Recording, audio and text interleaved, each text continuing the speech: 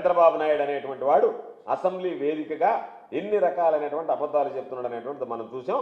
ప్రత్యక్షంగా గత 2 రోజులుగా చిరంజీవి బాలకృష్ణ ఎపిసోడ్ మనం చూస్తున్నాం. ఏ విధంగా చిరంజీవిని గురించి మాట్లాడారు, చిరంజీవి గారు ఏ విధంగా దానికి సంబంధించినటువంటి వివరణ ఇచ్చారంటేనే సభ్యులు అక్కడ ఉన్నటువంటి వాళ్ళు ఏ విధంగా అసెంబ్లీ వేదికగా నోరు తెరిస్తే అబద్ధాలు తప్ప మరొకటి మనకి వినిపించటం లేదు.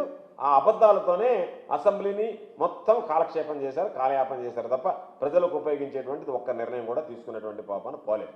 ప్రభుత్వాన్ని, వైఎస్ఆర్ కాంగ్రెస్ పార్టీ ప్రభుత్వాన్ని, జగన్మోహన్ రెడ్డి గారిని నిందించడానికే సరిపోయింది. దానిలో భాగంగా చంద్రబాబు నాయుడు రోజుకు ఒక సబ్జెక్ట్ చెప్పాడు. దానిలో భాగంగా నిన్న ఇళ్లను గురించి మాట్లాడాడు. ఇళ్లను గురించి చంద్రబాబు నాయుడు మాట్లాడితే దయ్యాలు వేదాలు వల్లించినట్టుగా ఉన్నాయి. ఎందుకంటే చంద్రబాబు నాయుడు 14 ఏళ్ల పాలనలో ఏ రకంగా పేదలకు సంబంధించినటువంటి ఇళ్ల నిర్మాణాన్ని గురించి ఆలోచన చేశాడు, జగన్మోహన్ రెడ్డి గారు 5 సంవత్సరాల కాలంలో పేదల ఇళ్ల నిర్మాణాన్ని గురించి ఏ విధంగా ఆలోచన చేశాడనేటువంటిది ప్రజలందరికీ తెలిసినటువంటి విషయం. చంద్రబాబు నాయుడు అసెంబ్లీ సాక్షిగా పచ్చి అబద్ధాలు, కళ్ళు ఆర్పకుండా అబద్ధాన్ని వల్లివేయడంలో ఘనాపాటి. అందులో భాగంగా ఇళ్లకు సంబంధించి నిన్న ఆయన పదే పదే మాట్లాడినటువంటి మాటలు నిజంగా నవ్వచ్చు. ఎందుకంటే చంద్రబాబు నాయుడు అలవాటు, నేనే సెల్ ఫోన్ కనిపెట్టా, నేనే అంబానీలకి మీరు సెల్ ఫోన్ బిజినెస్ పెట్టండి అని చెప్పా, దానివల్ల వాళ్ళు నా సూచనని పరిహారంలోకి తీసుకొని పెట్టారు కాబట్టి వాళ్ళ వ్యాపారం వృద్ధి చెందింది, కాబట్టి నన్ను మించినటువంటి తెలివితేటలు గలవాడు ఈ ప్రపంచంలో లేడు అని చెప్పి నిన్నటికి నిన్న అసెంబ్లీలో అబద్ధాలు, పచ్చి అబద్ధాలు వల్లివేశాడు.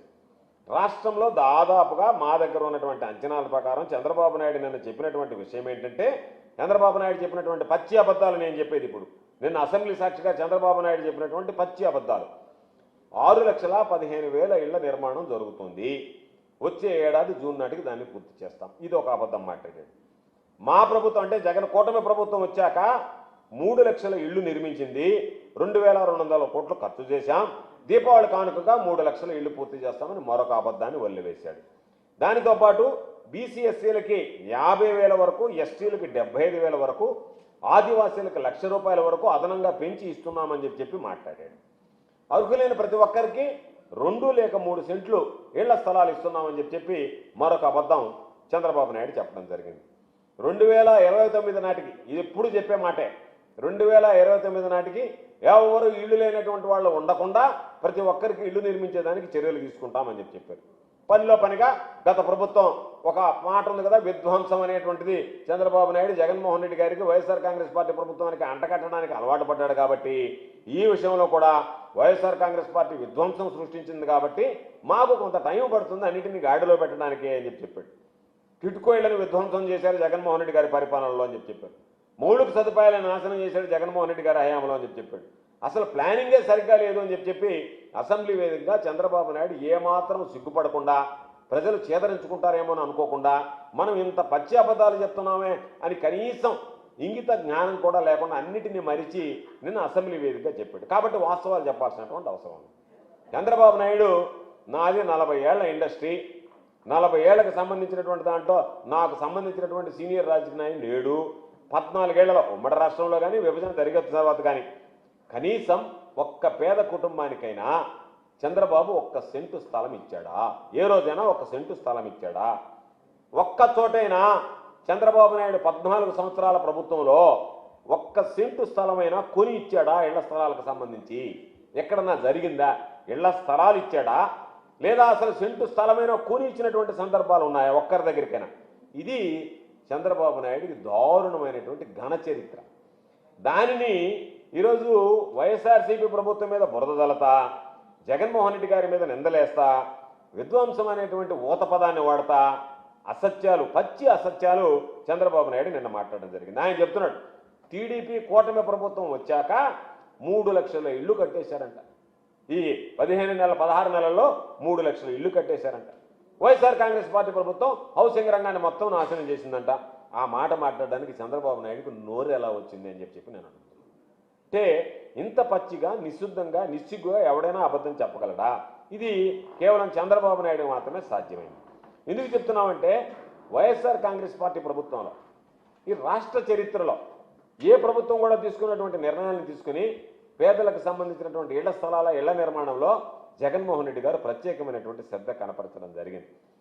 దాదాపుగా ఈ రాష్ట్ర చరిత్రలోనే కాదు దేశ చరిత్రలో కూడా 5 సంవత్సరాల కాలంలో ఏ ప్రభుత్వం తీసుకున్నటువంటి నిర్ణయం 31,19,000 కుటుంబాలకి ఇళ్ల స్థలాలు పంపిణీ చేశారు. దాదాపుగా 22 లక్షల కుటుంబాలకి పేద కుటుంబాలకి ఇళ్లు మంజూరు చేశారు. వాటి నిర్మాణం ప్రారంభించారు. దాదాపుగా మా దగ్గర ఆ రోజు ఉన్నటువంటి లెక్కల ప్రకారం 9,02,000 ఇళ్లు పూర్తి చేశారు. ఒక్కొక్క దగ్గర ఊర్లను నిర్మించాడు జగన్మోహన్ రెడ్డి గారు. ఊర్లను తలపించేటువంటి విధంగా జగనన్న కాలనీలు వచ్చాయి.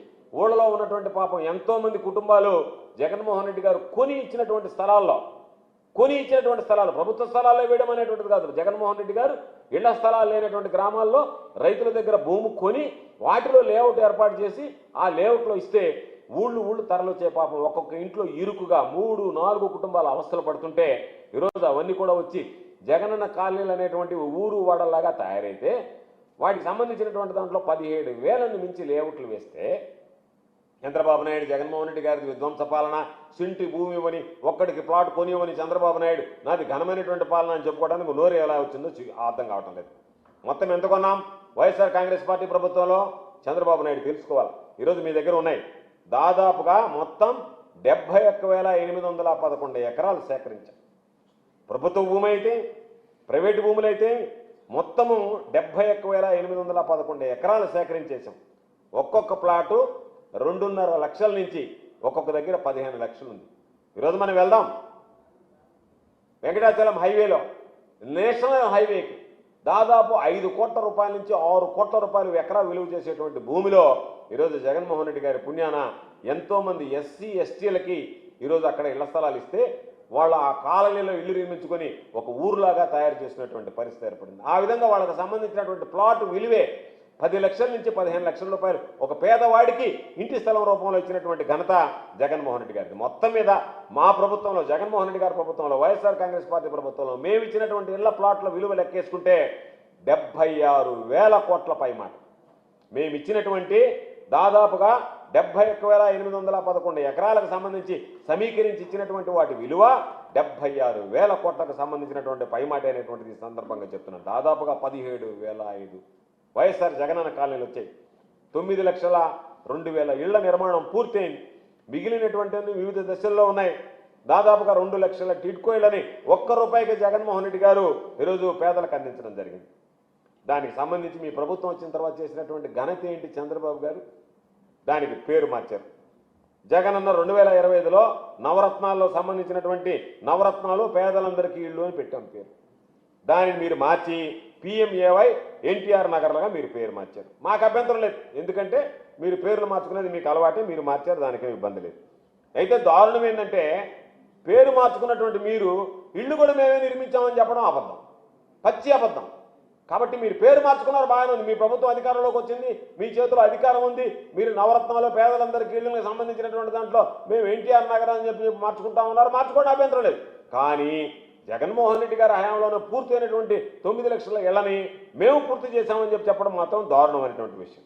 ఇంకొకటి, దాదాపుగా జగన్మోహన్ రెడ్డి గారి ప్రభుత్వం ముగింపు దశలో ఉన్నప్పుడు అంటే ఎలక్షన్ కోడ్కు ముందు 2 లక్షల ఇళ్ళు దాదాపుగా పూర్తి చేసిందే, వాటిని కూడా మీ ఖాతాలోనే వేసుకున్నారు.